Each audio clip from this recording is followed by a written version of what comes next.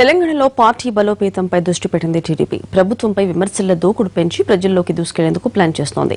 కేసీఆర్ అధికారం చేపట్టి 2 ఏళ్లైనా రాష్ట్రంలో సమస్యలు ఎక్కడికక్కడే ఉన్నాయంటున్నారు తమ్ముళ్లు.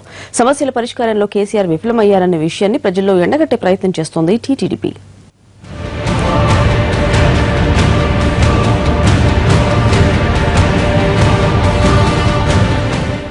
రాష్ట్రవ్యాప్తంగా పోరాటాలతో హోరెత్తించాలని భావిస్తున్నారు తెలంగాణ తమ్ముళ్లు. రాష్ట్రంలో ఏ ఒక్క అభివృద్ధి కార్యక్రమం జరగడం లేదని, ఈ విషయాన్ని ప్రజలకు అర్థమయ్యేలా చైతన్య కార్యక్రమాలు నిర్వహించాలని నిర్ణయించారు.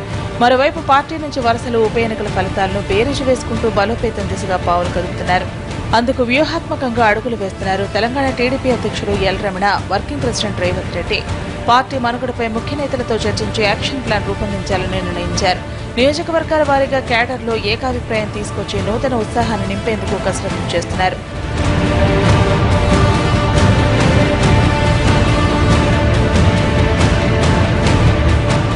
వలసలపై ప్రత్యేకంగా దృష్టి పెట్టింది టీడీపీ. కారెక్కే నేతలను చూసి అధైర్యపడొద్దని కేడర్కు భరోసా ఇచ్చేందుకు ప్లాన్ చేశారు. గులాబీ గూటికి చేరిన వారి పరిస్థితి ఎలా ఉందో అర్థమయ్యేలా కార్యకర్తల్లో ప్రచారం చేయబోతున్నారు తమ్ముళ్లు. ప్రభుత్వం మీద దూకుడు పెంచుతూ కేడర్లో ధైర్యం కూడగట్టే ప్రయత్నం చేస్తున్నారు. అమలు కాని హామీలు ఇచ్చి ప్రజలను కేసీఆర్ ఏ విధంగా మభ్యపెడుతున్నాడో వివరించాలనుకుంటున్నారు.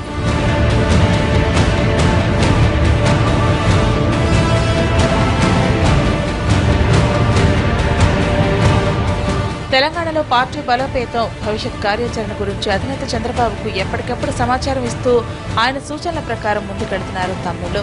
ఫిరాయింపు ఎమ్మెల్యేలపై అనర్హత వేటు వేసే దిశగా స్పీకర్పై ఒత్తిడి, నియోజకవర్గాల ఇన్ఛార్జీల నియామకం, గ్రామస్థాయి నుంచి రాష్ట్ర స్థాయి వరకు అనుబంధ సంఘాల నియామకంపై చర్చించి త్వరలో ఓ సమావేశం ఏర్పాటు చేస్తున్నారు.